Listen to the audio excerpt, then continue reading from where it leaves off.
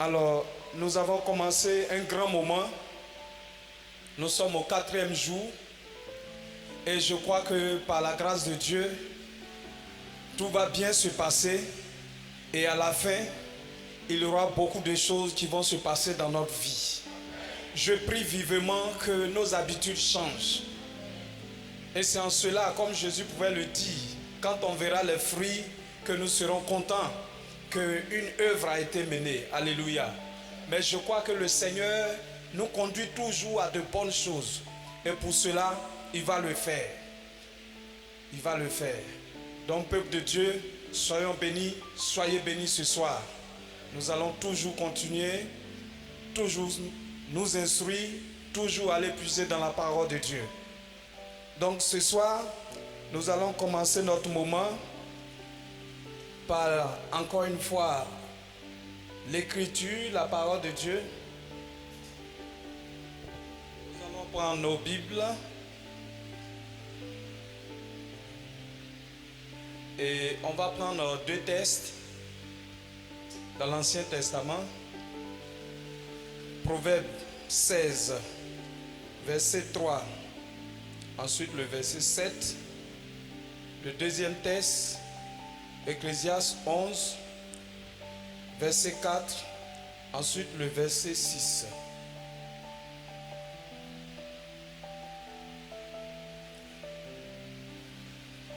Voilà. Si le frère qui a l'habitude de m'assister en lecture a trouvé, il fasse la lecture.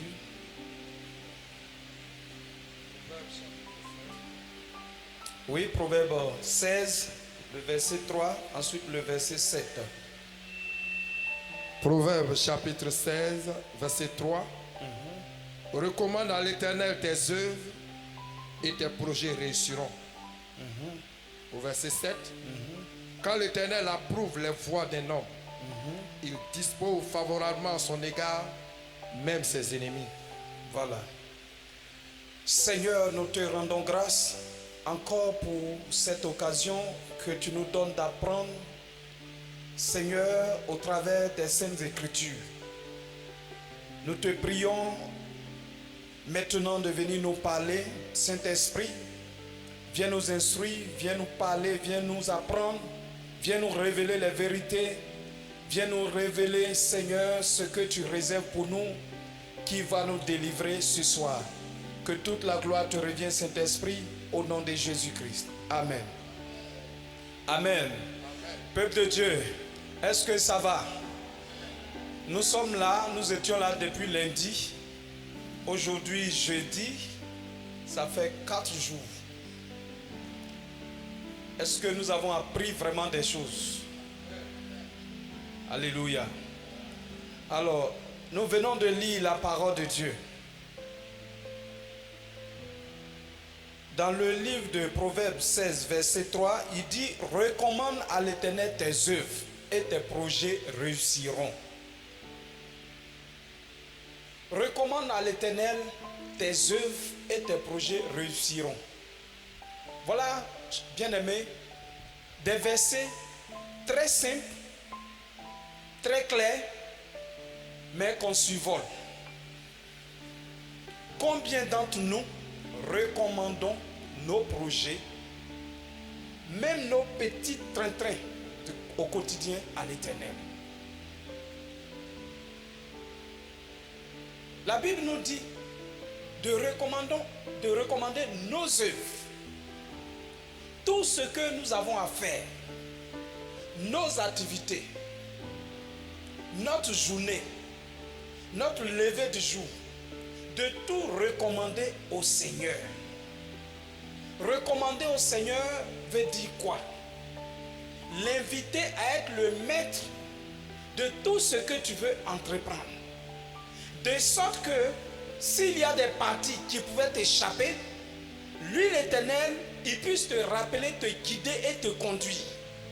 De sorte que s'il y a des magouilleurs qui veulent te gruger quelque part, lui l'Éternel, il puisse te mettre là où il faut pour ne pas tomber dans ces magouilles.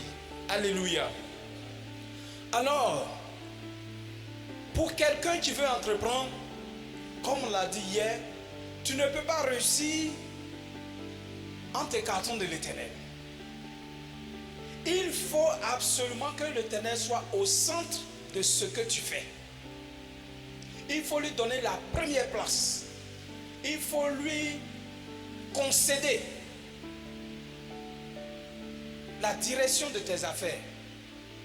Alors, c'est en cela que ici Proverbe pouvait nous dire: recommande à l'Éternel tes œuvres et tes projets réussiront. Pose telle action et la conséquence, ça réussira. Alléluia. Au verset 7, il dit: quand l'Éternel approuve les voies d'un homme. J'aime beaucoup l'expression approuve. C'est-à-dire, si l'Éternel est d'accord avec toi, il fera tout à ton avantage. C'est très important pour nous chrétiens que le Seigneur approuve ce que nous faisions.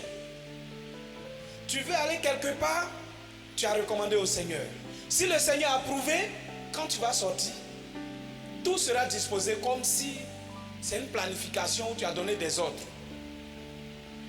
Je bénis le Seigneur parce que depuis un certain temps, j'ai commencé à expérimenter cette manière de faire les choses avec le Seigneur. Il faut dire que je voyage beaucoup ces derniers temps, en interne, pas à l'extérieur, je veux dire. Je bouge beaucoup. Et souvent, je suis confronté aux problèmes d'heures, de cas, de déplacement, ceci, cela. Mais depuis un certain temps, quand j'ai concentré toutes mes affaires et que j'ai tout remis entre les mains du Seigneur, je peux être à un endroit où je dois me rendre, soit dans une autre ville, mais je ne fais pas de cas, comment je vais faire et puis je vais avoir un cas pour m'amener. Quand mon heure arrive, je me rends à la gare. Et ça, quand j'arrive, on me dit: ah, soit ça reste les 2 derniers tickets. Ah, mais vous êtes bien arrivé, hein? Le cas va arriver d'une minute à une autre. Tout récemment, j'ai invité un homme de Dieu à s'ouvrir. Il m'a dit: ah, pasteur, vraiment, je suis anxieux parce que je dois être à Yamoussoukro demain, j'ai tel programme là-bas. J'ai dit: ne t'en fais pas. Moi, j'ai mon expérience avec Dieu. Tu vas vivre ça aujourd'hui. Il faut te calmer. Ce qu'on a à faire, faisons tranquillement. On a fini le programme, il a mangé, je l'ai envoyé chez moi à la maison, au bureau, il a prié, on a fini. J'ai dit: allons à la gare. Quand on est arrivé à la gare, on a approché le guichet. On dit: oui, il reste un dernier départ. On cherchait monnaie, on prenait, on a pris le ticket. Dès qu'on a pris le ticket, en même temps, ils ont annoncé le départ. J'ai dit: je t'avais déjà prévenu. J'ai dit: moi, j'ai fait mes choses avec le Seigneur.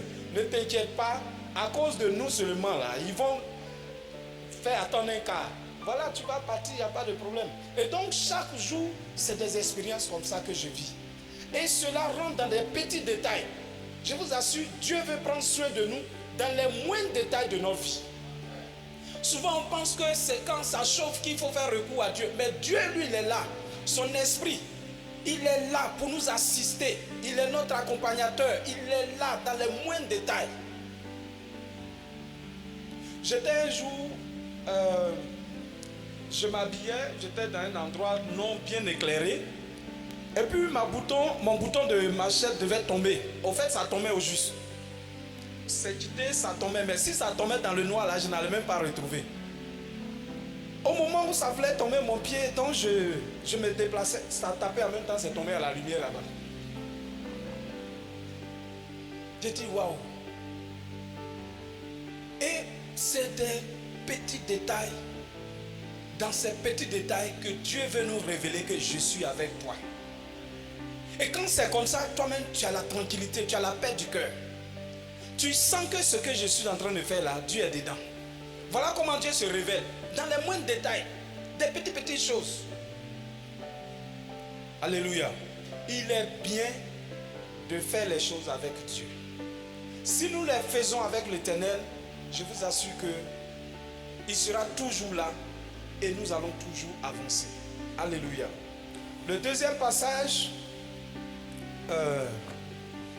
dans Ecclésiaste 11, le verset 4 d'abord. Ecclésiaste chapitre 11, verset 4. Celui qui observe le vent, ne sèmera point, et celui qui regarde les nuages ne moissonnera point. C'est ça. Le verset 6.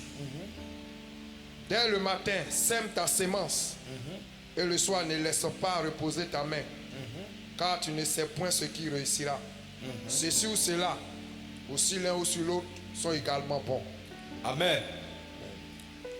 Dans la version que j'ai, il dit, le paysan qui a peur du vent ne sème pas. Celui qui a peur de la pluie ne récolte pas. Le verset 6, c'est pourquoi sème tes graines dès le matin. N'arrête pas de travailler jusqu'au soir. En effet, quelle activité va réussir? Celle-ci ou celle-là? Tu l'ignores. Elles sont peut-être bonnes toutes les deux. Le deuxième passage nous ramène un peu au monde des affaires. Le monde des affaires rime avec les risques. Il n'y a aucune affaire au monde où il y a de risque zéro. Ça n'existe pas. Le banquier va pour prendre ses dispositions de risque, mais ça ne garantit rien. L'imprévu, c'est Dieu seul qui peut gérer. Donc celui qui veut faire les affaires, qui veut mener des activités, la Bible te dit, n'aie pas peur. Parce que si tu fais l'Éternel, tu fais de l'Éternel ton allié, ça veut dire qu'il va te guider, il va te conduire dans les meilleures circonstances, dans les meilleurs moments. Son esprit va te dire, vas-y, fais tant. Mais si Dieu est avec toi, quelle erreur! Est-ce que le Saint-Esprit peut se tromper? Il ne peut pas se tromper. Donc, dans le milieu des affaires, il y a le risque. Il faut s'aimer, il faut oser, il faut miser, il faut avancer. Si tu as peur, tu n'auras pas les meilleures occasions. Quand la crise a commencé en 2002, en Côte d'Ivoire, puisque c'était la première fois qu'on vivait de tels événements, beaucoup d'entreprises se sont empressées très rapidement. Ils ont rangé leurs clics-clacs, ils sont partis dans des pays voisins. Mais ceux qui avaient le sens des affaires dans des pays où il y avait déjà des conflits, ils ont préféré rester. Ils ont racheté même d'autres entreprises. Et ils se sont adaptés au contexte. Et en fin de compte, ceux qui se sont précipités ont eu tort. Au moment où ils revenaient, ils ont occupé des places qu'ils avaient au début. Donc, pour dire que sème tes graines dès le matin. N'arrête pas de travailler. Il faut travailler. Il faut essayer toutes sortes d'activités. Il faut essayer. Ce n'est pas évident que la première activité que tu vas essayer va marcher ou va prendre. Même si tu veux faire toutes sortes d'études, prendre des experts pour venir faire ton étude de marché, ça ne garantit rien. L'imprévisible reste toujours. La seule chose, c'est de faire avec le Seigneur. De faire de sorte que le Seigneur puisse approuver ce que tu es en train de faire. Alléluia. Quand le Seigneur approuve ce que tu fais, il crée les circonstances. Il va te mettre sur le chemin les meilleures relations. Tu vas arriver au moment où tu vas croiser la connaissance qui serait là pour t'aider. Tout récemment, j'ai postulé, je ne sais pas s'il faut dire postuler. Il y a un projet du gouvernement qui est en cours pour installer des projets dans des régions du pays, des projets relatifs à l'agriculture. Et quelqu'un m'a contacté, il m'a dit, mais tiens, ton domaine est bien, il faut postuler, il m'a envoyé les fiches, je l'ai fait. Mais sans connaître un des responsables, un des directeurs régionaux, ce monsieur, on ne s'est jamais vu, mais il s'est porté garant de mon dossier. Le jour où je partais déposer, moi je ne savais pas qu'est-ce qu'ils se sont dit. Au moment où j'arrive dans le bureau où je dois déposer, celui qui doit recevoir prend un coup de fil. Je l'entends parler et il y avait des coïncidences par rapport à ma présence. Et il a dit clairement, ah, il vient de rentrer, il est en face de moi. C'est vous, pasteur Kwasi? J'ai dit oui. C'est vous qui venez de s'ouvrir? J'ai dit oui. Il dit, ah, d'accord. Il a continué la communication jusqu'à la fin et il me dit, ah, c'est ma hiérarchie qui m'appelle, c'est monsieur le DR qui m'appelle. Il m'a dit, vous devez arriver, de vous recevoir, de prendre vos dossiers, de vérifier si tout est au complet. Alors que j'avais quitté Soubré pour me rendre dans la ville où je devais déposer, sans même que je n'annonce à qui que ce soit que je viens là-bas pour déposer un dossier. Il prend, il fouille, tout est complet et il prend. Le monsieur le rappelle pour lui dire, fais les scanners, ramène-moi. Il dit non, les documents sont vraiment volumineux. Il dit ça, c'est pas un problème. Alléluia. Voilà, moi je n'ai jamais vu le monsieur, je n'ai que son numéro présentement. Et tout récemment encore, on délibérait sur les dossiers. On m'appelle un dimanche après le culte pour me dire, ah, on cherche à te joindre, que des gens m'ont appelé, on veut te joindre, on n'arrive pas, appelle tel numéro. J'appelle, le monsieur me dit, mais c'est vous, monsieur Kwasi, vous avez introduit tel dossier, on est en train de travailler sur vos dossiers, mais voilà telle information qu'on ne comprend pas. On aimerait savoir. Quand j'ai donné l'information, il dit, ah ben non, vous ne pouvez pas être à Soubré et puis déposer votre dossier dans telle localité, c'est pas la peine, votre dossier ne m'intéresse plus. J'ai pris mon téléphone, j'ai appelé le même directeur pour lui dire, ah voilà l'information que je viens de voir. Il dit, mais qu'est-ce qui se passe? Donne-moi le numéro rapidement. Il a pris le numéro, il a appelé. Après il m'a rappelé, il dit, nous sommes en train de travailler sur vos dossiers. Monsieur le pasteur, calmez-vous, je vous reviens. 2 jours après, il m'appelle, me dit, ah pasteur, j'ai fait ce que je pouvais, ils ont retenu ton dossier. Je n'ai jamais vu le monsieur jusqu'à présent. Voilà des gens, peut-être ça aurait été dans le monde, on allait partir s'asseoir, dealer, s'accorder sur ce que chacun pouvait gagner, etc. Alléluia. Donc pour dire que si le Seigneur approuve ce que tu es en train de faire, il crée les circonstances, il aménage les personnes, il envoie tous ceux qui doivent intervenir favorablement pour ton compte. Il est très important de faire les choses avec le Seigneur et de marcher dans la volonté de Dieu. Alléluia. Il faut avoir la crainte de Dieu. Dieu aime ceux qui le craignent. Il faut considérer Dieu. Le plus souvent on banalise Dieu. Non. On va se planter d'abord avant de faire recours à Dieu. Il faut faire l'inverse. Commence avec le Seigneur. Là, si tu as des difficultés, Dieu sait que tu l'as associé. Alléluia. Que le Seigneur nous bénisse.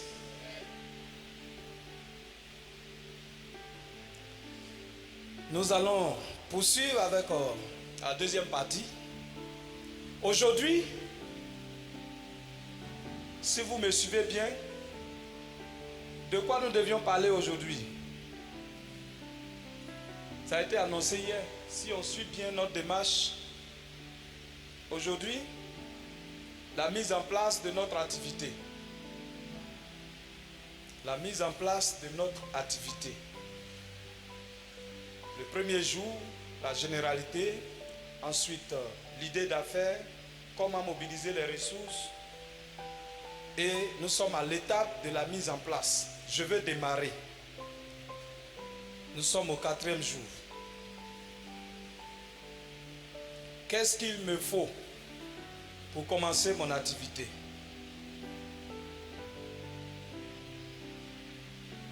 Alors, pour commencer l'activité, il faut que tu saches ce que toi-même tu vas faire d'abord. Ce qui nous ramène à l'étape du choix de ton idée d'affaires. Tu as ton idée. Mais quand tu as l'idée, il faut chercher à comprendre comment fonctionne cette affaire dans le contexte où tu te trouves. C'est en cela, il faut s'informer suffisamment sur le domaine de l'activité quant aux formalités, s'il y a des interdictions, des restrictions au niveau du gouvernement ou bien de ceci, cela. Parce que si vous ne le faites pas, un bon matin, vous pouvez trouver soit la mairie devant votre porte, ils vont venir fermer. Ou bien même, ils vont vous arrêter. On va dire que c'est une activité illicite. Donc, renseignez-vous bien. Est-ce que l'activité que je veux mener n'a pas de restriction? Ça, c'est déjà très important. S'il n'y a pas de restriction, est-ce qu'on n'exige pas une autorisation au préalable? Parfois même, c'est des organisations qui constituent des barrières. Des organisations de syndicats. Vous voyez les Woro-Woro. Mais si vous achetez un Woro-Woro ici, demain matin, vous ne pouvez pas vous mettre à conduire déjà. Il faut rentrer en contact avec le réseau des syndicats qui gèrent la ligne où vous voulez que votre Woro-Woro roule. Tant que vous ne le ferez pas, si vous mettez votre Woro-Woro en ligne, les minutes qui vont suivre, ils vont vous appeler. les gens vont vous intercepter. Ils vont vous dire, vous n'avez pas le droit de travailler parce que vous n'avez pas payé tel droit. Donc, renseignez-vous bien. Prenez toutes les informations nécessaires sur l'activité que vous voulez mener et dans le contexte là où vous vous trouvez. Ok. Ensuite, si c'est une activité qui va nécessiter une intervention de tierces personnes ou bien un recrutement de personnes, il faut déjà identifier, chercher à trouver le meilleur profil qui va répondre à ton activité. Je vais ouvrir une clinique, je ne vais pas aller prendre mes neveux qui sont au village pour venir gérer la clinique. Il faut que je fasse recours à ceux qui ont eu des formations dans le domaine sanitaire ou bien du corps médical, etc. Et mieux, ceux qui ont le meilleur profit. Comprendre par là que vous ne créez pas l'entreprise parce que vous avez trop de personnes sous votre responsabilité qui ne font rien et puis vous allez du coup les occuper. Ce serait une erreur. Il faut les personnes ressources qui conviennent à l'activité. Ceux ou celles qui ont la qualification et le meilleur profit. Donc, avant de démarrer, vous cherchez le profil de personnes qu'il vous faut pour être à l'endroit ou bien sur l'activité à conduire. Si l'activité nécessite un local, toutes ces démarches, vous devez les entreprendre. Cherchez le meilleur local, le meilleur emplacement, là où il y a la sécurité, un environnement approprié, facilement accessible et qui va répondre aux besoins de ta cible. Parce que tu ne peux pas peut-être vouloir faire un restaurant et puis bon, tu es dans une arrière-cour quelque part là-bas où il faut traverser des couloirs à gauche, à droite jusqu'à ce qu'on arrive. Peut-être par référencement, on peut arriver là-bas et puis aller payer ton plat. Mais combien de temps ça va prendre pour que les gens sachent qu'il y a une dame qui prépare bien, qui est dans l'arrière-cour de l'autre côté. Donc, il y a votre emplacement, votre identification par le lieu. Donc, repérez un bon local. Ensuite, réunir le minimum nécessaire pour le démarrage de l'activité. Hier, j'ai dit qu'il fallait commencer par les 1/3. C'est-à-dire, si l'activité dans sa globalité va coûter, je dis n'importe quoi, peut-être 120 000, organisez-vous pour que vous puissiez démarrer avec 40 000. Vous avez les 2/3 comme ressources de sécurité. Parce que sachez que quand vous allez démarrer, absolument vous allez connaître des difficultés à surmonter. Même dans la restauration, il se peut que le premier jour, on finisse même pas d'acheter tout ce que vous allez préparer. Ce serait comme des pertes. Mais apprêtez-vous à supporter ces pertes pendant la période de lancement. Alléluia. Et à côté, comme je le disais tantôt, prévoir un fonds de roulement conséquent. Démarrer à une échelle vraiment réduite. Je voudrais préciser que cette démarche que je suis en train de donner s'inscrit dans le cadre d'une activité de proximité. Je ne parle pas des grosses entreprises.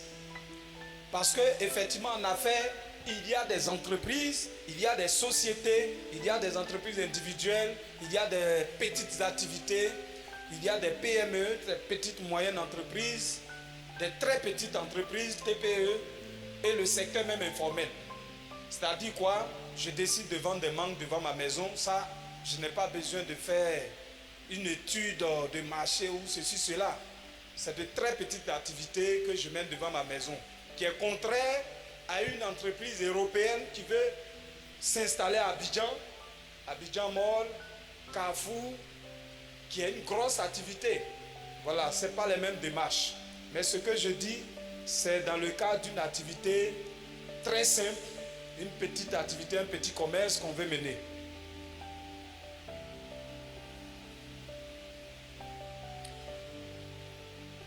Alors, lorsque j'aurais entrepris toutes ces démarches. J'ai un peu de budget. J'ai déjà trouvé quelqu'un qui répond bien à l'activité. Il a de l'expérience. Je me suis entretenu avec lui, au moins 2-3 personnes, mais j'ai trouvé qu'il est le meilleur. Il a le meilleur profil. Je cale le tout. Mais il faut passer à l'action. Il faut passer à l'action. Le meilleur entrepreneur est celui qui se lève aussitôt et qui s'engage. Je vous assure que le premier jour de votre engagement est un défi. Il y a des gens, ils ont eu plein de projets, ils ont écrit, oh, ben j'ai les meilleurs profils, j'ai les meilleurs projets, ils cachent. Mais le jour où ils vont se lever matin de leur confort habituel, pour dire, bon, aujourd'hui, je sors de ma maison, il est 5h30 parce que je dois commencer mon projet, ce jour n'arrivera jamais. Alors que c'est de là que tout part. Ton histoire commence ce jour-là. Il faut avoir le courage de démarrer ton activité un jour. Alléluia. Il faut commencer.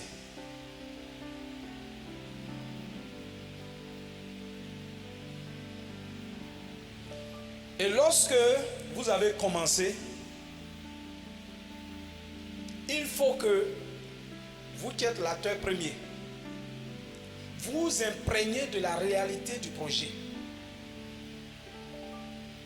C'est vous qui avez eu votre affaire, c'est vous qui avez eu votre idée, votre décision, etc.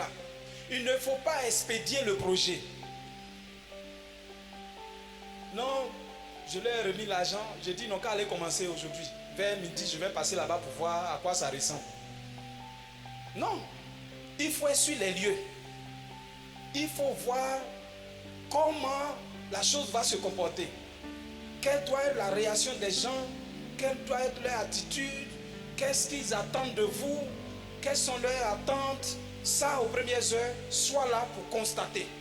Parce que chaque jour, c'est les corrections, les rectifications, les ajustements. Voilà la vie de ton entreprise qui a commencé. Et comprendre que de tout cela, ton objectif, c'est de répondre à un besoin, satisfaire le client et qu'en contrepartie, toi, tu puisses tirer profit, qui est l'argent que tu peux avoir. Alléluia. Donc, s'investir soi-même.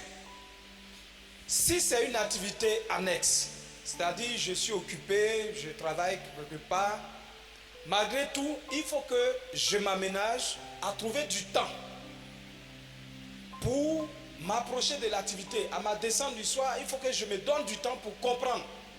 Si on doit me relater la journée, il faut que je m'imprègne réellement pour que je puisse comprendre comment l'activité marche, comment la journée a été, afin de m'assurer de là où il faut apporter soit des ajustements. Prendre au sérieux cette affaire. Je connais un grand frère que Dieu a béni richement, mais malheureusement, il n'a pas pu réussir dans une affaire un jour jusqu'à présent.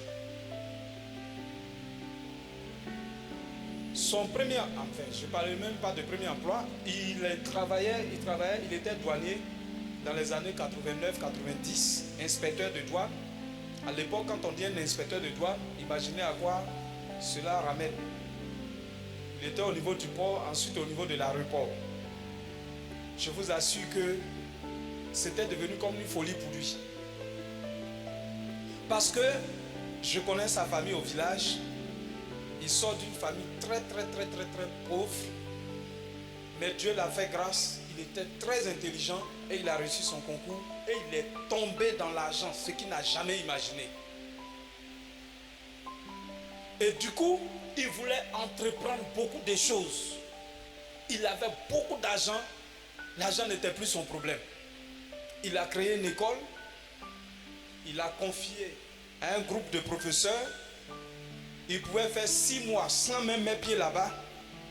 Lui, ce qu'il attend qu'on appelle pour dire on a besoin de tel million pour les salaires. Il fait partie, c'est tout.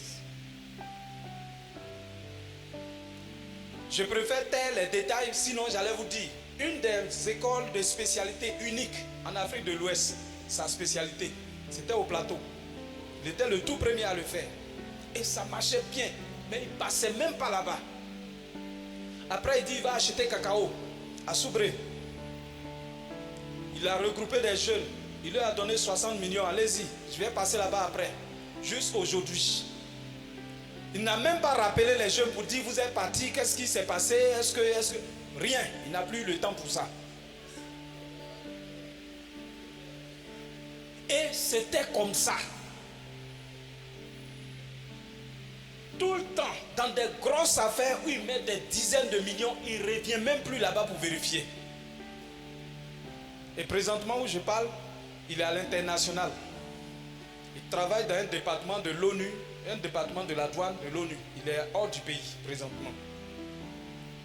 Mais ce qui est déplorable, c'est que jusqu'à présent, même une maison de Sikoji, excusez-moi, il n'a même pas pu acheter. Voilà quelqu'un qui a eu tous les diplômes, mais n'a pas fait l'école des finances. Très déplorable. Il n'a pas appris l'école des affaires. Alléluia. Donc, les affaires ont des règles qu'il faut suivre. Il faut respecter. Soyez à côté, suivez votre propre affaire. La notion de gestion va s'imposer à nous. Un des gros problèmes qu'on a, c'est la gestion. Nous sommes tous de mauvais gestionnaires. Quasiment tout. Dès que l'argent commence à rentrer, notre poche, les fonds pour l'entreprise, tout est mélangé. On se sert ici, on prend ici, on prend son salaire, on complète, après on prend pour arrondir son salaire. Et maintenant, on n'a plus suffisamment de ressources pour pouvoir épauler l'activité. Là où il faut apporter le financement, on va remettre, bon, il faut attendre d'ici fin de semaine. Attends un peu, j'attends de l'argent qui va rentrer, attends un peu. Et l'entreprise, l'activité est en train de souffrir. Alléluia. Donc la notion de gestion revient encore et très, très, très important. C'est pourquoi dès le début, on a mis l'accent sur l'économie, l'épargne, comment s'organiser pour respecter les principes qu'on s'établit. Aussi petite soit ton affaire, considère. Accorde de la place, de l'importance. Il faut assainir tes comptes. Il y a ce qu'on appelle le journal. Les comptables connaissent bien. Le journal retrace tout ce qui est mouvement d'argent de la journée. Où tu as fait des sorties, où tu as fait des entrées, retrace tout. Le soir, fais ton point. Et tu vas voir la balance. Soit c'est déficitaire, soit ça a été profitable. La journée est passée, tu classes. Demain, tu refais la même chose. Il y a une petite comptabilité. Donc, il faut gérer minutieusement parce que tu t'es fixé un objectif. Je vais loin. Ce que je suis en train de faire là, je ne veux pas me limiter là parce que bon, pour le moment, je n'ai rien à faire. Mais je vais loin. Donc, je dois me donner de bonnes habitudes. Je dois apprendre les bonnes méthodes pour que, au fur et à mesure que mon chiffre d'affaires va grandir, va augmenter, je puisse garder cette rigueur dans la gestion des choses. J'ai un cousin, un petit frère qui est venu me descendre la dernière fois. Il est venu me voir. Il dit, accompagne-moi, je vais aller payer un terrain. On est allé payer le terrain et il m'a posé la question. Ah, vraiment, grand frère, selon toi, quand tu regardes ce terrain, qu'est-ce qu'on peut faire ici? J'ai examiné, je dis, fais une école. Dis quoi? Moi, je peux faire école où je suis là. Je dis, mais qu'est-ce qui est impossible? Ceux qui ont fait école là, ils sont nés comment? Ils viennent de quelle planète? Fais école. Je dis, bon, ce qui est sûr, comme c'est une proposition, je vais aller réfléchir. 2 jours, 3 jours après, il m'a rappelé, il dit, ah, j'ai analysé avec ma femme, j'ai vu que ton idée n'est pas mal. Je dis, ok. Après, il me confirme, il dit, j'ai compris, je vais faire une école. Je dis, ça, c'est très bien. Vous savez, quand vous n'êtes pas en train de faire quelque chose, même l'argent que vous gagnez, vous n'orientez pas l'argent. Tout se divague. Parce qu'il n'y a pas une concentration.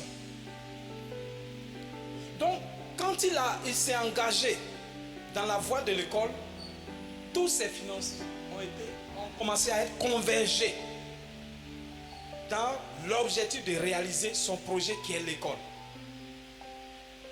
Et ce que Dieu aime, parce qu'en réalité, si vous n'avez rien à faire, vous ne trouverez pas Dieu sur votre chemin. C'est quand vous êtes en train de faire quelque chose que vous allez voir que effectivement Dieu est prêt à vous aider. Si vous n'avez pas de vision, vous allez tourner. Même on va parler de bénédiction, tu n'auras pas aussi. Parce que tu n'as rien par lequel Dieu doit passer pour prouver qu'il veut te bénir aussi. Si tu penses que non, c'est en te réveillant matin, tu vas recevoir un coup de fil pour te dire, bon voilà, j'ai fait votre rencontre sur le net, moi je vais faire affaire à vous, j'ai 40 millions à vous donner. Vraiment, ça peut arriver, mais c'est rare. Sincèrement. Mais si vous vous mettez à faire quelque chose, il y a certaines lois dans le monde spirituel qui se mettent en place. Tout à l'heure, si j'ai 20 000 et que je décide avec mes 20 000 d'aller au restaurant, dans le monde spirituel, c'est-à-dire le schéma qui se met en place, c'est que les 20 000 sont destinés à aller au restaurant. Donc tout ce qui est implication va concerner ma sortie dans le restaurant avec mes 20 000. Si je dis, bon, je vais prendre mes 20 000 demain, aller à Djamé, payer des ampoules pour venir vendre, le monde spirituel, tout change. Donc désormais, les 20 000, le schéma qui va se mettre en place, comment faire pour que ces ampoules, je vais aller acheter, je puisse en acheter et puis aller encore de l'avant. C'est ce schéma qui se met en place. Donc autant vous n'aurez pas quelque chose comme projet à faire, vous ne verrez pas la présence de Dieu autour de vous dans vos affaires. Donc ce jeune frère, il a commencé. Quand il a commencé, il y avait un point où on fabrique les ciments, les briques et puis on vend. Et le jeune Malien qui a ce site l'a approché, il a dit, ah vraiment jeune frère, quand je te vois jeune et je vois ce que tu es en train de faire, en tout cas moi je vends ciment ici, mais je préfère t'approcher pour te proposer mes services. On peut s'arranger, moi je vais t'aider un peu. Je sens que tu es quelqu'un qui est sérieux. Tu es jeune mais je te vois en train de te battre. Moi je peux t'aider. Si tu as besoin de 2 tonnes, 3 tonnes de ciment, tout ça là, je peux t'aider, tu vas payer un peu. Il a pu faire la fondation, il a commencé à monter les murs. Un peu, il est arrivé au niveau de la table. Il m'a appelé et dit, ah grand frère, cette fois-ci là, ça a chauffé. Parce que quand j'ai fait la réduction, j'ai trouvé ça où? Il dit non, tu es engagé. Comme c'est une bonne chose, tu vas voir Dieu a fait les choses. Il a soumis sa préoccupation au monsieur. Il dit non, moi je t'ai dit, depuis le début je te fais confiance. Moi je vais t'aider. Tu as besoin de combien de tonnes de ciment? Il faut me dire seulement, trouve-moi 500 000. Si tu trouves là, je vais te livrer tout ce que tu veux. Après, tu vas payer un peu. Il dit quoi? Attends, ce qu'il dit là c'est vrai ou bien? Et effectivement, il a promis, il a honoré sa parole. Il a livré le tonnage de ciment. Ils ont pu faire la table. La rentrée qui a suivi, pour simplifier un peu le témoignage, il a commencé à inscrire les élèves. On a fait un plan de marketing, on a fait des affiches dans le quartier, c'est un nouveau quartier. La première année, il s'est retrouvé avec environ 80 élèves. Et il faisait la scolarité 60 000 plus inscription 20 000 avec 80 000. Deuxième année, il a cartonné, il s'est retrouvé à près de 150 élèves. La scolarité est passée à 100 000. Aujourd'hui où je parle, il a R+2 ou bien je ne sais pas quoi là-bas. Il a une école où quand il fait son bilan, en tout cas, il est content. Il a déjà payé un terrain, il est en train de construire sa résidence en moins de 5 ans. S'il vous plaît. Vous voyez? Et jusqu'à aujourd'hui, chaque fois, chaque rentrée, il m'appelle. C'est grâce à toi qu'aujourd'hui, cette école existe. La prière de la rentrée, il va m'appeler, viens, tu vas prier. C'est toi qui m'as inspiré, c'est grâce à toi qu'aujourd'hui, je suis fondateur d'école. Ça, je te dois cette reconnaissance à vie. Je n'ai jamais cru un jour que de ce que je suis, je puisse être propriétaire d'école. Alléluia. Vous voyez? Donc, c'est pour dire que quoi? Ce que Dieu attend de nous, le sérieux. J'ai cité son exemple parce que c'est quelqu'un de très rigoureux. Il est très, très, très, très rigoureux. Matin, il est à l'école. Il contrôle tout. Est-ce que les parents d'élèves qui viennent sont bien reçus? Est-ce qu'ils sont satisfaits? Est-ce que les parents sont vraiment satisfaits des résultats de leurs enfants? Et il est autour.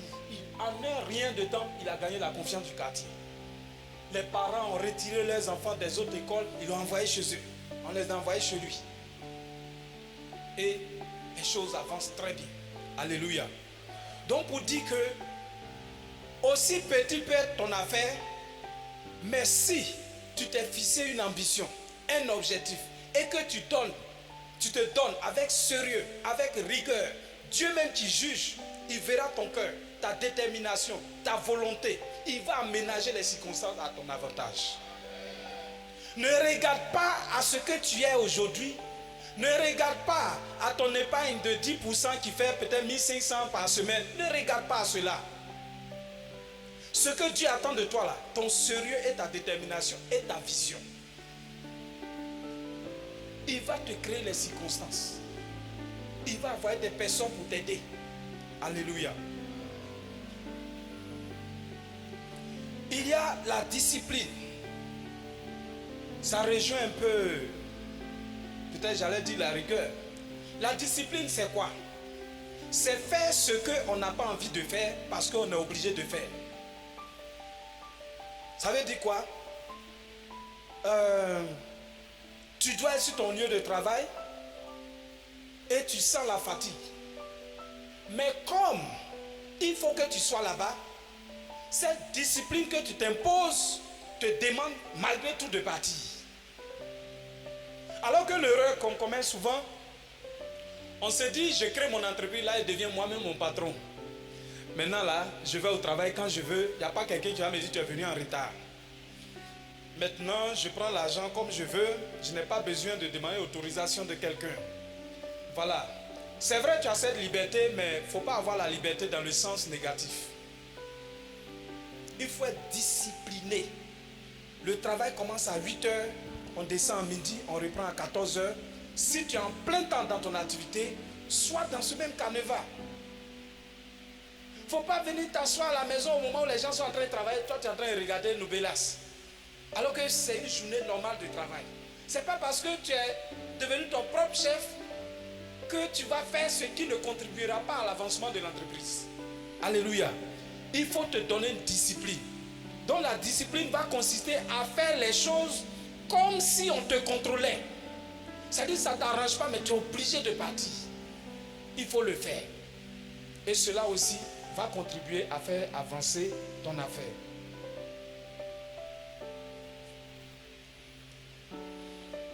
Donc, bien aimé,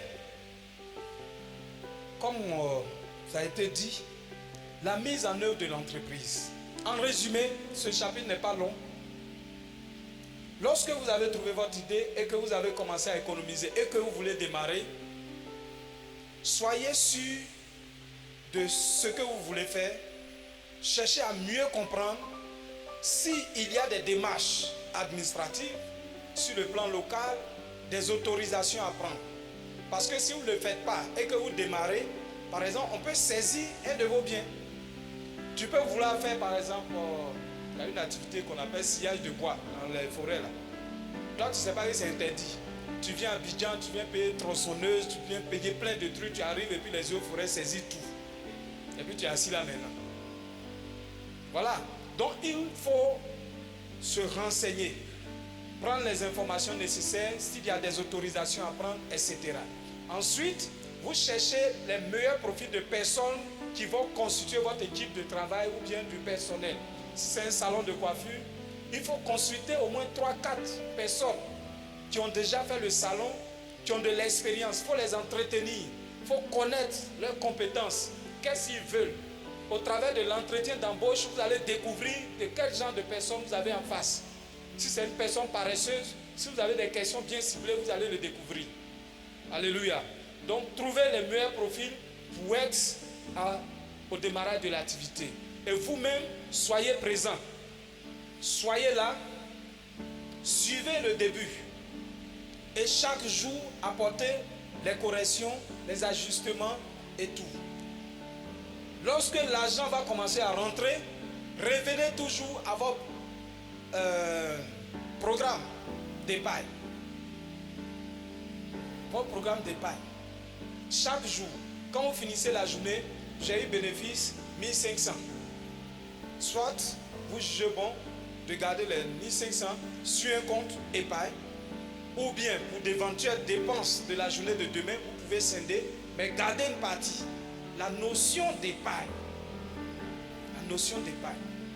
Donc vous gérez bien votre entreprise. On ne prend pas l'argent le vendredi soir parce que bon, c'est le week-end, il faut que j'ai un peu d'argent sur moi, et puis tu vides les comptes de l'entreprise et tu viens à la maison avec. La facture vient, on dit non, c'est demain le dernier délai. C'est là maintenant tu vas commencer à appeler tes cousins.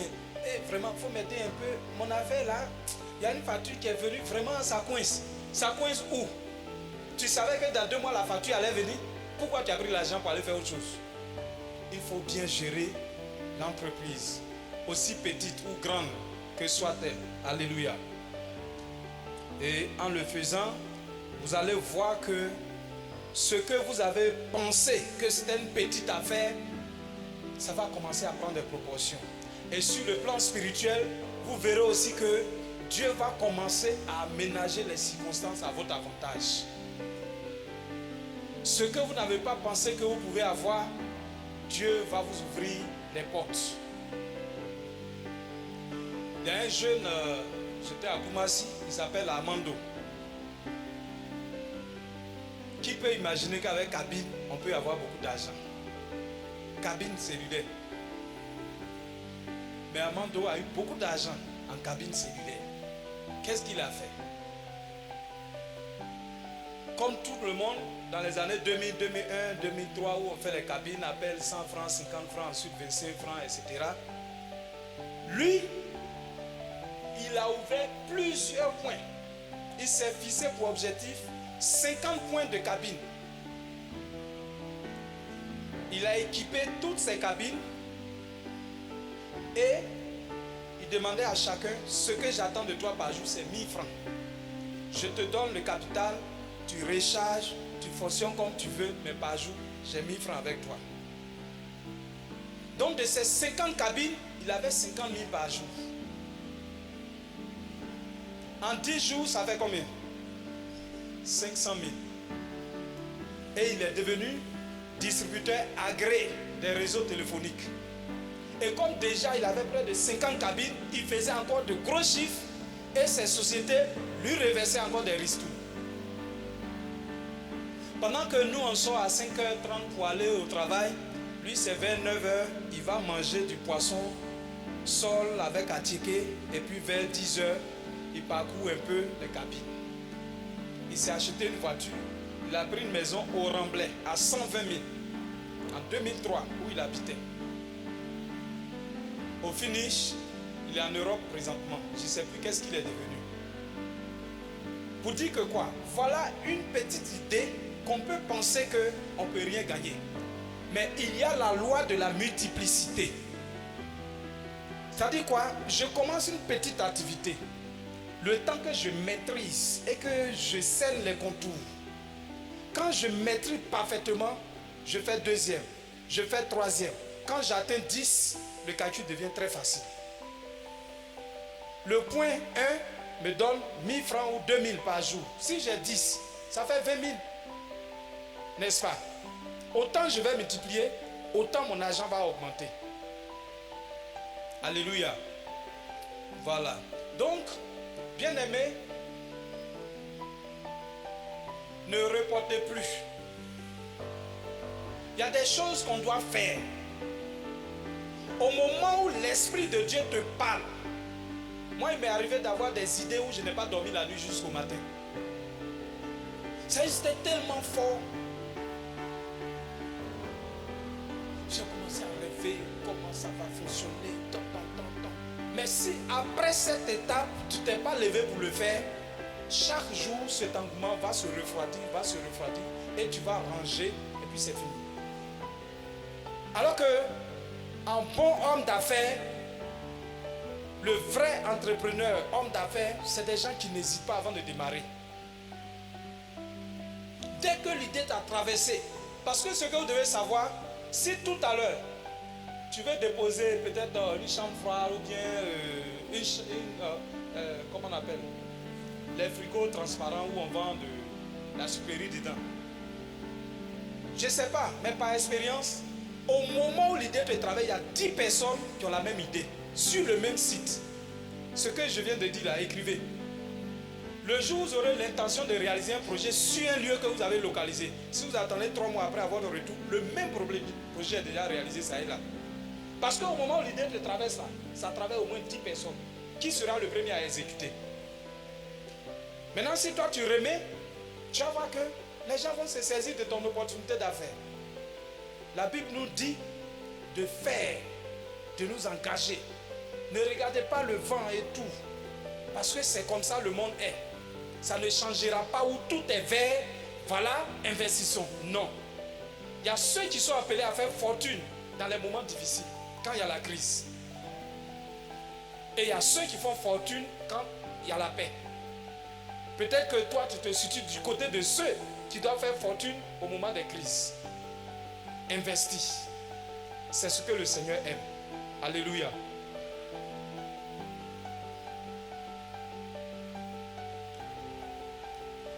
Je vais peut-être donner l'occasion à des personnes qui veulent poser des questions. Comme je l'ai dit, aujourd'hui le thème n'est pas trop long. Voilà.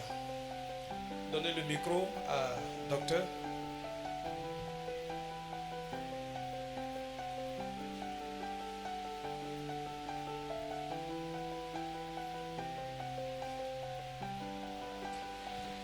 Alléluia. Amen. Je voudrais encore dire merci à notre orateur. Dire merci également à l'apôtre Assier, le président des églises Mirem, pour la vision. Amen. Ça fait maintenant 4 jours que nous sommes en train de suivre une formation. Mais il est certain que dans l'esprit de notre Père, cela répond à un objectif. Et cet objectif, c'est d'amener tous les membres de l'Église à être entreprenants. On a eu les conseils de base qui nous ont donné de comprendre que si on veut vraiment se mettre en affaires, il faut d'abord avoir la notion d'épargne. Parce que c'est à partir de l'épargne qu'on va constituer son premier capital. Tout à fait. Par la suite, il nous faut avoir une idée.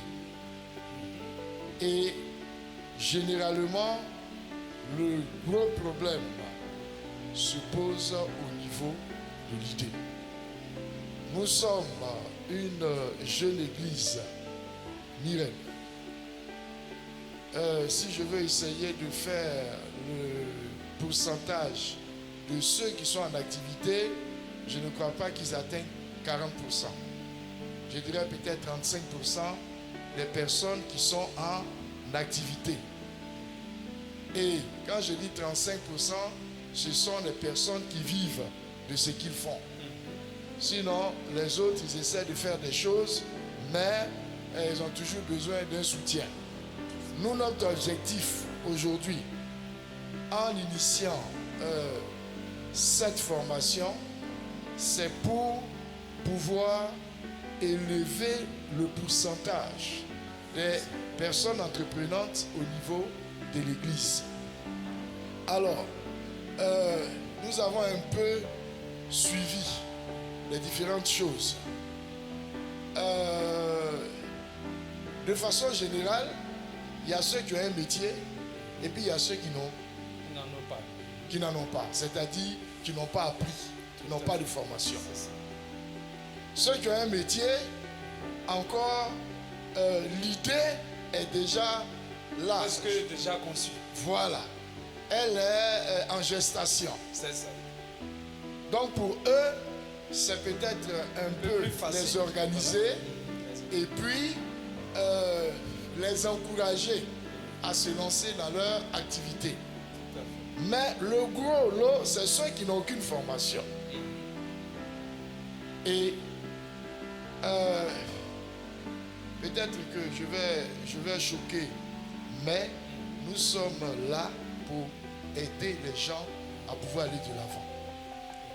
On a la plupart de nos enfants qui ont de bons niveaux d'études, qui ont le niveau BPC, bac et même supérieur, mais qui, parce qu'ils n'ont pas appris un métier, ils n'ont pas un savoir-faire en tant que tel, acceptent d'être employés dans des petites structures où ça appelle 50 000 francs qu'on leur donne, ou 70 000. Alors que quand on regarde le niveau de ces personnes-là, elles ne peuvent pas passer leur vie à exercer ce genre d'activité parce qu'elles ne pourront pas véritablement avoir un avenir. Alors, avec la formation que nous sommes en train de suivre là, comment susciter l'esprit entrepreneurial au niveau de cette grande frange qui ont le niveau d'instruction, le niveau intellectuel, qui sont capables de comprendre beaucoup de choses, mais qui ne réussissent pas à s'engager dans une activité et qui sont obligés de se faire, on le prend, peut-être, je ne sais pas, j'ai pas envie de citer quelque chose pour ne pas que... Voilà, ça fasse mal davantage. Voilà. Mais comment faire pour amener nos jeunes gens? Parce que moi, j'ai l'habitude de leur dire que si vous vous fâchez, vous désirez devant des galettes ou bien de l'arachide devant votre porte, vous allez voir que même si c'est un bénéfice de 20 000 francs que vous faites, vous aurez gagné par rapport aux 50 ou aux 70 000 francs qu'on vous donne. Parce que là-dedans, il y a votre transport, il y a votre nourriture et il y a beaucoup d'autres choses. Et à la fin, vous ne réussissez même pas à vous réaliser. Donc voici un peu la préoccupation. Est-ce qu'on peut acclamer le Seigneur? Oh là là, je suis vraiment très content parce que c'est une question très problématique. Franchement. Ok. Merci, docteur. Alors, je pense que nous avons entamé la réponse même à la préoccupation. Il faut susciter l'éveil de conscience. Tant qu'il n'y a pas cet éveil en nous, on ne pourra pas être tenté de faire aussi. Si tout à l'heure je viens vous dire, j'ai une opportunité d'aller en Europe, arriver là-bas, vous allez avoir des boulots, vraiment, si tu n'as rien, c'est au moins 2 millions que tu peux avoir. Les jours qui vont suivre, beaucoup de personnes vont m'approcher pour dire je suis intéressé. Pourquoi? Parce qu'ils ont eu quelque chose qui a suscité en eux quelque chose. Alors, pour quelqu'un qui ne connaît pas le milieu des affaires, l'environnement de l'entrepreneuriat, il ne peut jamais imaginer que par ce chemin, il peut s'en sortir. Donc, tout part de la motivation. Il faut donner envie aux gens d'entreprendre. Et c'est le point 1. C'est là que nous sommes présentement au travers de ce séminaire. Ah, c'est 1. 2, il faut faire une adaptation. C'est-à-dire quoi? J'ai fait l'école classique, traditionnelle, le parcours normal. Je n'ai jamais appris quelque chose. J'ai eu des diplômes, mais je n'ai pas encore eu l'opportunité de trouver un emploi. Pendant ce temps, je fais quoi?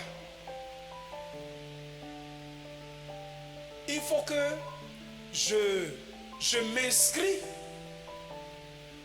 Je m'inscris dans un nouveau système. Ça veut dire quoi? J'ai le choix d'apprendre quelque chose d'autre en plus de ma connaissance générale. Je vais vous informer. Moi, j'ai fait l'école d'électricité. J'ai fait l'école d'électricité. J'ai un diplôme en électricité.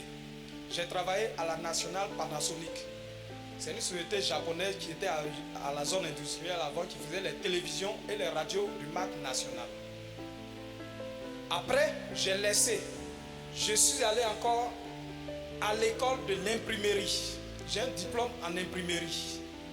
Ce qui m'a permis de travailler dans de très grosses boîtes d'imprimerie. Après cela, je suis retourné encore à l'école à Yamoussoukro pour faire le commerce. Et cela m'a conduit à être technico-commercial au vu de ma connaissance technique en électricité et en imprimerie. Et pour cela, j'ai travaillé dans des structures comme technico-commercial au compte de certains produits qu'on m'a affectés. Le moment était arrivé où je ne me retrouvais plus. Aujourd'hui, je suis pasteur. Je fais des formations, je reçois des cours en théologie. En plus, quand j'ai vu l'orientation du pays et les choses, j'ai commencé à m'intéresser au milieu de l'agriculture et je me suis spécialisé dans l'agriculture hors sol. Est-ce que vous voyez un peu? Je me suis réadapté, reformaté, changé d'itinéraire pour m'adapter au contexte parce que je voulais atteindre un objectif. Et aujourd'hui, je fais la formation en culture hors sol partout. Partout, on m'appelle, partout, j'organise des séminaires, je vais, mais je ne compte pas m'y arrêter.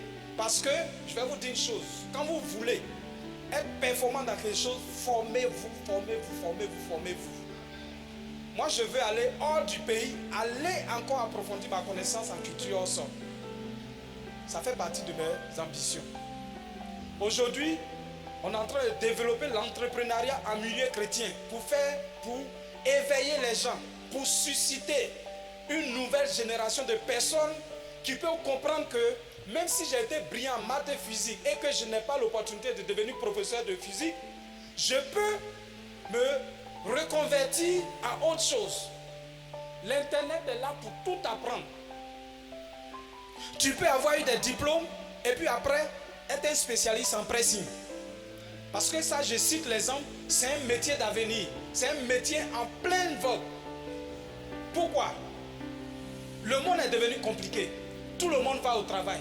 On ne gagne plus les servantes. Qui est à la maison pour laver mes habits? Je fais le colis, je dépose chez le blanchisseur et puis je m'en vais. Le soir, je passe, mes habits sont déjà nettoyés, apprêtés. Demain, je prends, je m'en vais. C'est un domaine très porteur. Très porteur. Je connais 2 personnes qui ont commencé le métier de pressing. En espace de moins de 2 ans, ils embauchent des gens. Ils ont des véhicules de livraison. Donc, il faut se reconvertir. Il faut avoir des rencontres de motivation pour comprendre qu'on n'a rien perdu. On a encore la possibilité de faire autre chose. Je vais vous dire comment j'ai lancé mes formations en culture hors sol. J'ai fait moi-même la formation, j'ai fait des recherches, etc. Et puis j'ai eu l'opportunité d'avoir une maison. Le loyer faisait 50 000. Et quand j'ai commencé 2-3 mois après, ça a commencé à coincer. Je dis, mais et si je lançais une formation? Et j'ai lancé sur Facebook. Pour la première fois, quand j'ai lancé, j'ai eu peut-être près de 600 sollicitations. Toute la Côte d'Ivoire. Au finish, la formation a eu lieu à Soubré. Très peu de personnes ont pu effectuer le déplacement, mais ceux qui étaient proches de Soubré sont venus en grand nombre. Et à l'issue de la formation, j'ai eu 364 000. J'ai pris pour payer 3 mois de loyer, j'ai pris pour régler pas mal de choses. Et tout était parti. On m'appelle à Daloa, on m'appelle à Boaké, on m'appelle à Abidjan, on m'appelle à Divo, on m'appelle de partout. En temps, je suis pasteur. Est-ce que vous voyez un peu? De ma profession de pasteur, j'ai fait des séminaires en hors sol, en agriculture, etc. Alors qu'à l'origine, je n'ai jamais fait l'école d'agronomie. D'ailleurs, même j'ai fait un parcours littéraire. Vous voyez? Donc c'est pour dire que la seule chose qui s'offre à nous, c'est la reconversion. Motivation, reconversion. Et vous allez réussir facilement. Aujourd'hui avec l'internet, c'est ceux qui ne veulent rien faire qui n'ont rien. Tu prends un produit, tu lances sur ta page. Tu vas voir les minutes qui vont suivre. Les gens vont commencer à réagir. Je fais comment pour avoir? Je fais comment pour avoir? Si tu as été sérieux dès tes premiers clients, c'est fini. J'ai croisé une dame. On était dans la même communauté ici à Abidjan. Elle m'a approché, elle m'a dit: hé, pasteur, je t'assure que l'affaire de Julia, c'est bon, hein? J'ai créé ma boutique virtuelle. Actuellement, quand le mois finit, que Julia me fait le point suivant, je me retrouve à 600 000, 500 000. Elle n'a même pas magasin. Elle a référencé les magasins à Djamé. Et puis elle a publié les habits, des photos. Les gens commandent, ça passe sur son compte. On livre, elle ne se fatigue même pas. Et on lui verse les ristournes. Attends. Mais vous voyez, c'est pourquoi il y a un auteur qui a dit: réfléchis et deviens riche. Réfléchis et deviens riche. Aujourd'hui, quand je regarde les gens qui passent leur temps, oui, je suis allé, on m'a attrapé le mari de ma copine, qu'est-ce que je fais? Je suis au 3e étage, je vais me lancer. Je dis, mais vraiment, l'Africain, quand est-ce qu'on va comprendre? Des bêtises comme ça. Au lieu de dire, j'ai 10 tonnes de riz local, je cherche acheteur, toi tu dis, on m'a attrapé avec le mari de ma copine, je suis au 3e étage, je vais me lancer au sol. Qu'est-ce que vous me conseillez? Et pour ça, on trouve que le téléphone est lent, il faut renouveler, payer un téléphone de 150 000, là ça va vite courir pour que les applications passent. Donc, docteur, je pense que, en tout cas pour ma part, c'est une reconversion. Il faut amener les gens, il faut les motiver, il faut avoir des rencontres de motivation. Il y a des documents, des livres sur la motivation. Quand vous lisez ces livres, vous ne pouvez plus rester à la maison. Vous voyez que vous perdez votre temps et vous laissez le temps courir. Il y a un auteur qui a fait une étude. Il dit, fils-toi, dis-toi par exemple que tu dois vivre 80 ans. Si tu as 40 ans, cette année il te reste 40 ans. Convertis ces 40 ans en nombre de mois. Chaque mois qui passe, bat un mois. Tu vas voir quel rythme ta vie se réduit. Chaque jour. Chaque jour. J'en parlais à mon petit frère. L'autre, il me dit, moi je convertis en mandat présidentiel. C'est-à-dire, quand je pense que depuis 2000, on vient de faire 4 mandats, 20 ans sont passés sur mon âge. Ah non, non, non. C'est-à-dire, où ils sont en train de faire, il y a l'élection, 5 ans est passé. Il y a l'élection, 5 ans est passé, 10 ans. Tu vas voir quel rythme. C'est-à-dire, les gens espèrent que le lendemain meilleur est devant. Ça n'y est pas devant, c'est maintenant que se trouve ton lendemain. Arrêtez de rêver. Arrêtez de rêver. Si tu as 30 ans aujourd'hui, il faut te révolter contre toi-même. La réussite n'est pas prévue à 40 ans ou bien à 50 ans. Non. Au contraire, les grands motivateurs te diront, prends ta retraite à 40 ans. Prends ta retraite à 40 ans. C'est-à-dire à 40 ans là, tu as déjà eu la fortune. Ce qui te reste, c'est de voyager. Et puis ton argent produit l'argent maintenant pour te donner. Mais nous en Afrique, on a 45 ans, on a fait moins 10. C'est maintenant on a 30 ans, on pense qu'on est jeune. Et on espère, quand je vais avoir le concours d'instituteur à juin, tu vas aller faire 5 ans pour être titularisé en ordinaire. Et là même encore, tu n'es même pas encore marié. Tu te maries maintenant à 45 ans. Mais sur papier, 36 ans. C'est là que tu vas commencer à faire enfant. C'est un échec. Je le dis et j'insiste, il faut que vous soyez découragés. C'est un échec. Si tu as traversé 30 ans, tu ne travailles pas, c'est un échec. Si tu as dépassé 30 ans, tu n'es pas encore marié, casier socialement, c'est un échec. Refuse. Alléluia. Que Dieu nous bénisse.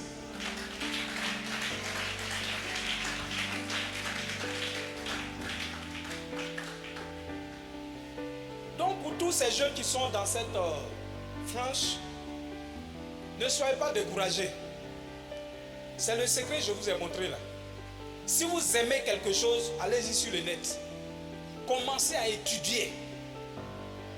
Commencez à étudier. Aujourd'hui là, on n'a plus besoin de faire école classique. Dès lors que tu sais lire, tu sais écrire, va sur Google. Le thème, le métier que tu veux apprendre, il faut télécharger les documents seulement. Il faut bosser, tu vas devenir performant. Il n'y a rien à faire. C'est avant, il faut aller s'asseoir en classe, attendre le professeur. Maintenant même là, ton niveau même dépasse le professeur. Avant qu'il le fasse le cours, tu as déjà dépassé ça. Il y a la femme de mon cousin qui a appris la couture par un logiciel. Je suis allé à la maison, je la vois, son ordinateur est devant. Elle appuie et puis elle donne les dimensions de l'habit, le tissu. Elle me suit effectivement ici. Elle clique là-bas et puis l'écran démontre où elle doit couper pour passer. Oui, et elle prend sa paire de ciseaux, elle coupe. J'ai dit mais c'est quoi? Elle dit non, c'est un logiciel, mon mari a installé, c'est avec ça que je fais la couture.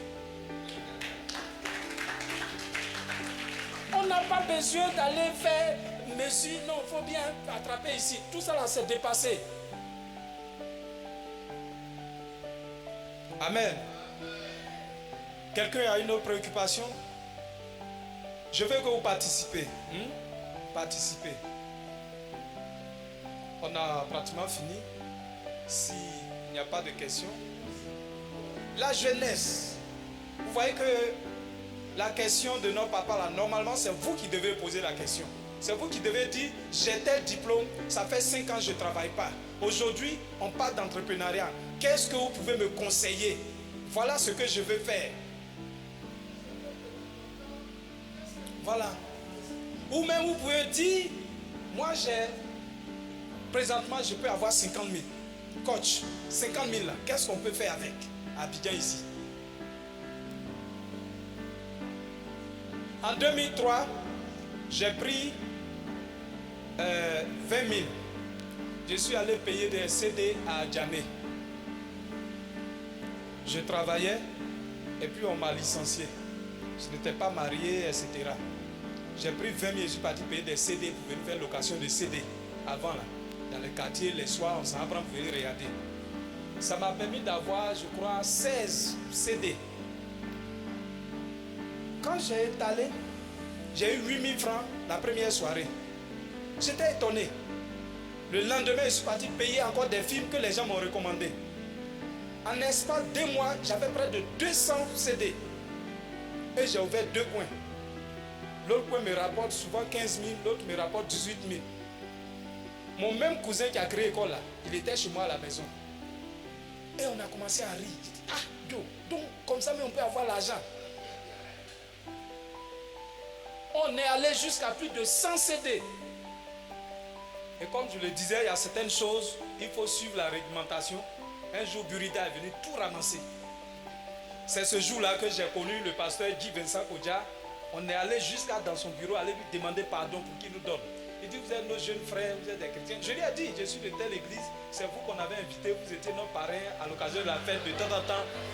Je dis, ah c'est bien, mais vous savez, vous êtes nos petits frères. Il y a des choses, on est obligé de faire parce que c'est ce que la loi nous impose de le faire. Vraiment, je vous encourage. Ce qui est sûr, on va voir comment faire pour vous arranger, on va voir. Voilà. Après cela, l'autre petit frère, lui, il a pris tablier. Il vendait cigarettes, les trucs. On est allé à Trècheville. Il y a un coin qu'on appelle Kakam Mambo. Il y avait l'armée française qui partait là-bas en virée nocturne. Donc il y a des nuits. D'abord, il a pris 10 000. On ne gagnait plus la cigarette. C'était en 2000 au lendemain de la crise. Là. Il partait à Djamé dans les coins là-bas pour aller prendre. Il fait la cigarette là, la boîte. Soit il peut faire ça à 5 000. Mais ça, c'est rien. Donc le jour qu'on veille, le lendemain, on peut se retrouver avec 30 000. Et pour bénéfice, au moins 15 000, 16 000 comme bénéfice. Pour avoir veillé. Avec les blancs là. Ils viennent la nuit. Avec les filles de nuit là. Donc de ce petit argent, voilà qu'on a beaucoup d'argent. La journée, on s'en mangeait dans les restaurants en Trècheville à Arras. On était contents. Ça a commencé à augmenter.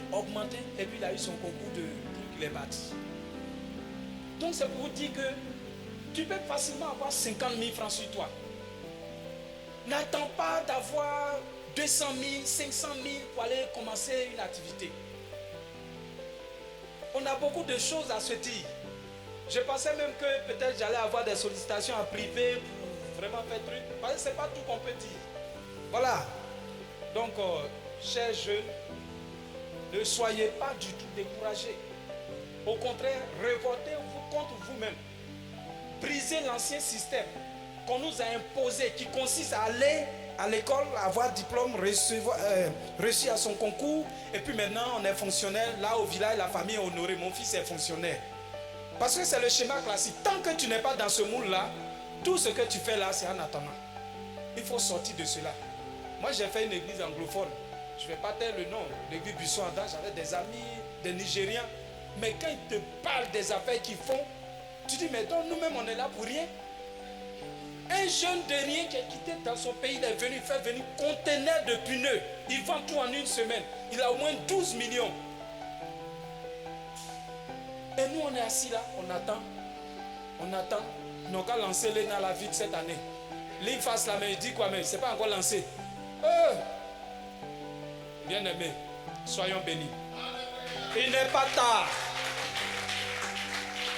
Celui qui n'aura pas commencé, c'est celui qui n'aura rien compris. Sinon, si tu commences aujourd'hui, demain ne serait pas la même que hier.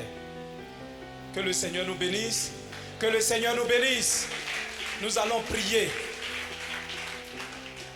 On va dire à Dieu, par son esprit, de nous aider à briser ce qui est autour de nous comme un cocon qui nous empêche de nous réaliser, de faire ce qu'on doit faire.